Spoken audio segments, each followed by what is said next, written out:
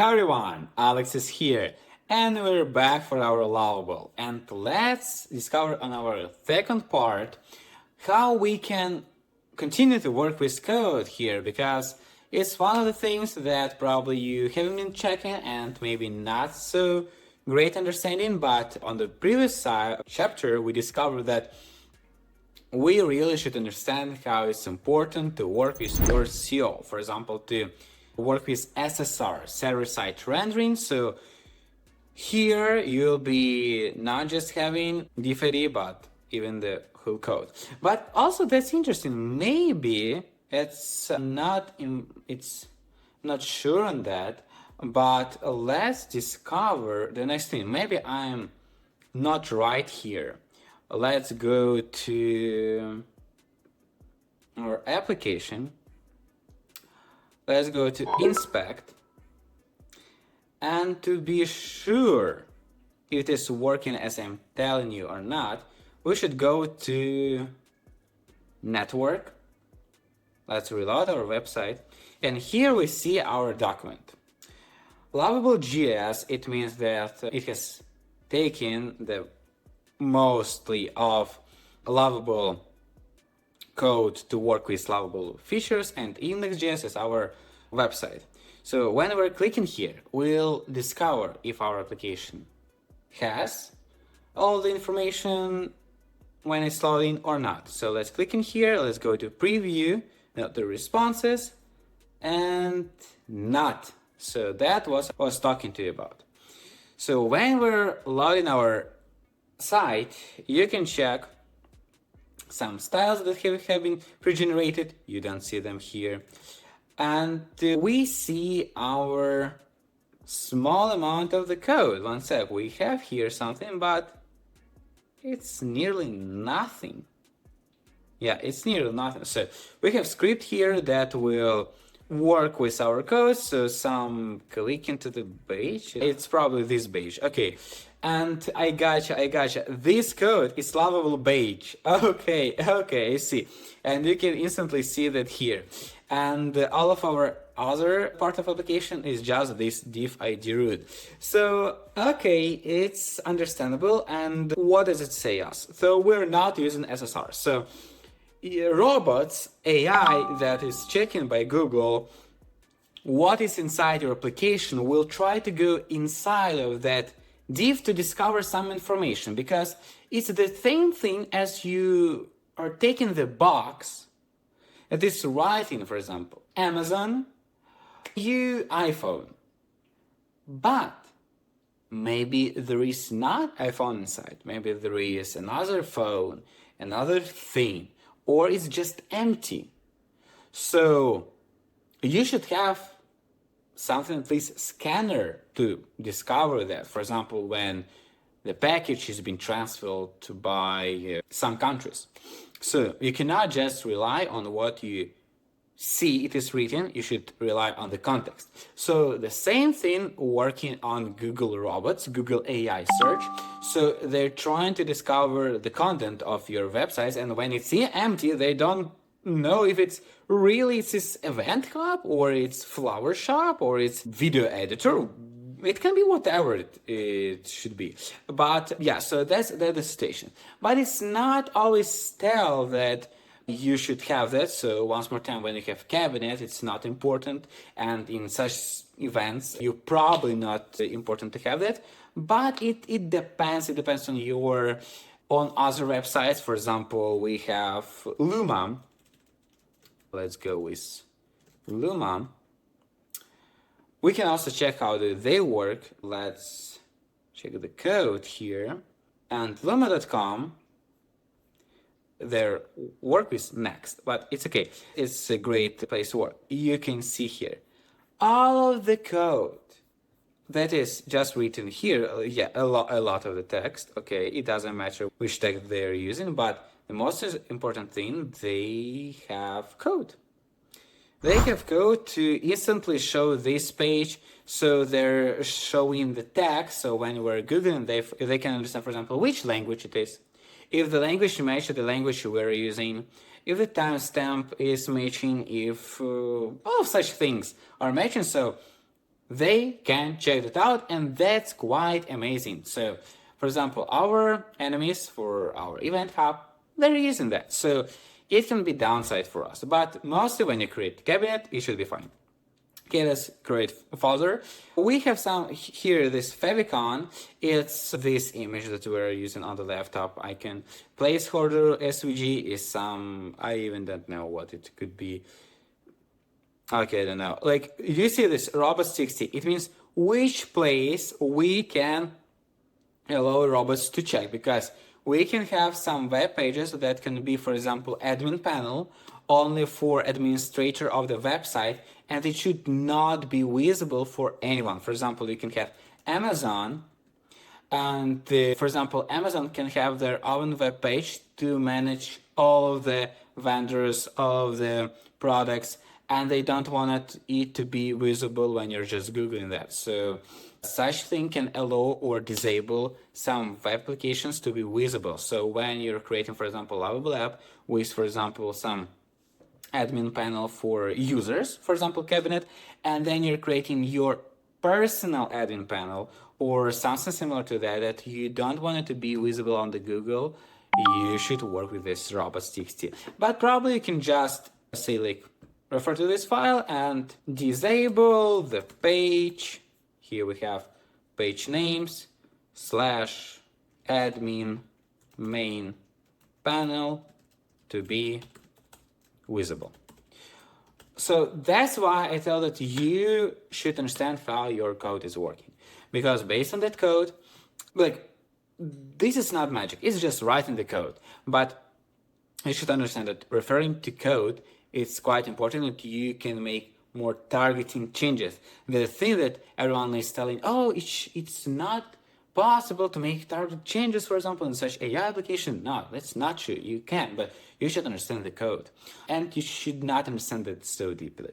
So just saying you some features for you to know. So then we have some pre-builders. This is the place where your code will be inserted into index.html file. And this is our routings, our main core of changing the URLs here. So that works on app TSX. App CSS is just some our styles.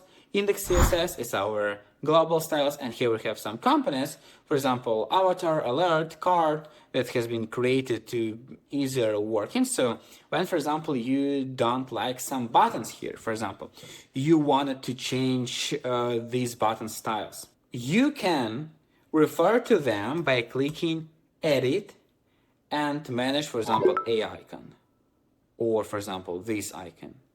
You can also see here there is the type of the tag names. So you can click on that. Mostly, honestly speaking, we should have a border. I don't know why we don't have a border, but that's okay. One sec. The border, this one border. So we're clicking that, and we can ask for a quick change. The problem here that you can ask for change for this specific button. What it will do, inside of your code, it will try to find a place where you're using that. It is in pages, for example, in index.tsx, you can see signing, and it will write some additional styles here. And it's not always good, because the problem is that try not to go with your global changes. Try to go with your component changes. What does it mean? You have here a lot of the components. If you wanted to change some specific component, you can click on that and target that to be changed in some way. But it's all English, so you can just retranslate it. The only one thing, skeleton, means that when we're loading, for example, some text has been loading or some images are been loading, you can see the thing that calls skeleton loading. It means this thing. So it means skeleton loading, and they have such components. So some things you cannot know, but most of them you will be able to know. For example, the button that we're using, you see some changes here, and they should be probably working everywhere in the same way, because if you'll be trying to change some things locally, it will be extremely hard to maintain that by time. So try to change components rather than change them. So once more time, if you have the file here, we have some, this class names is some changes that we're using with our class, with our blocks, and that's okay when we're using them here.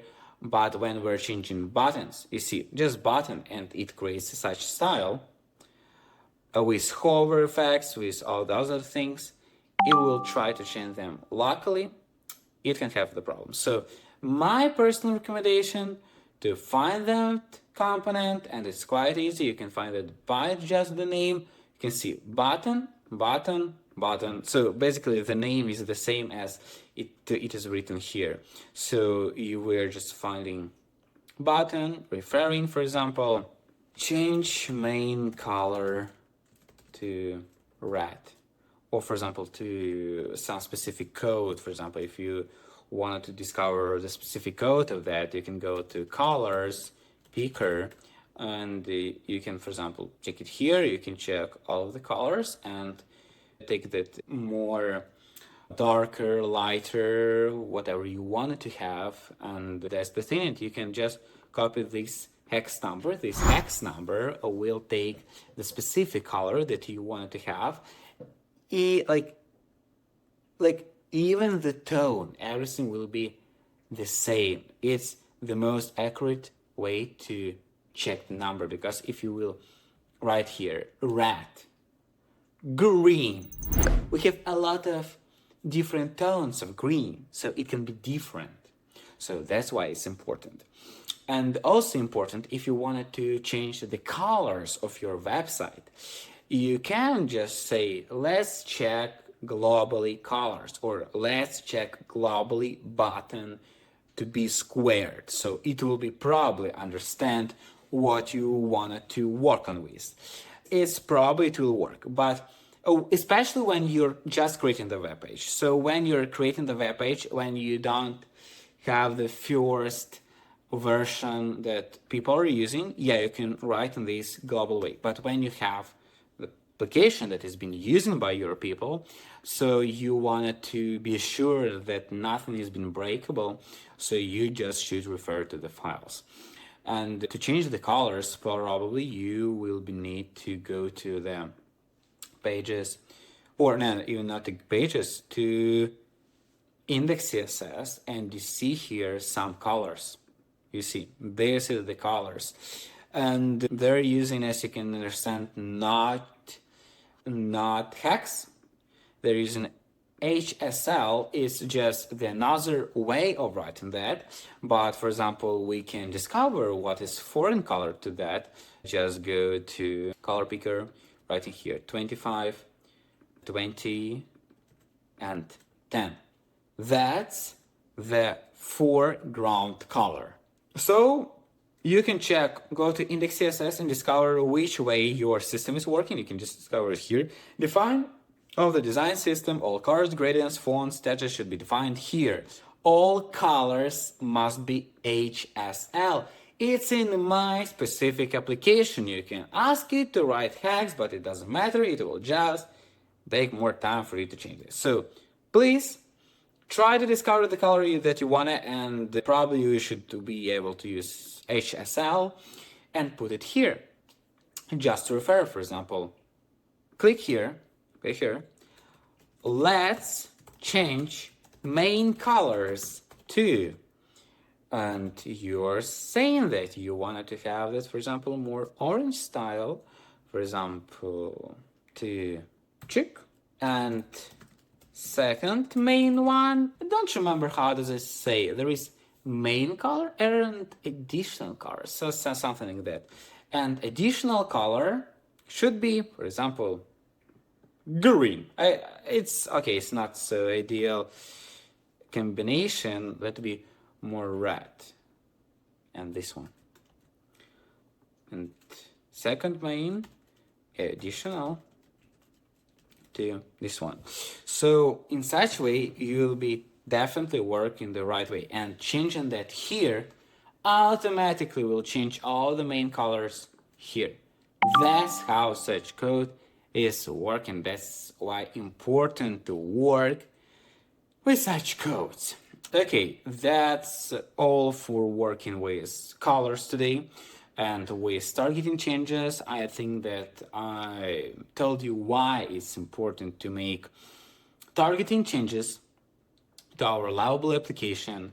Yeah, so we'll be taking a lot of the focus on the code because it's one of the things that we wanted to make sure it works. Because Lovable can work, but you should understand how does it work. It's not the magic box. It's something that is written on the code.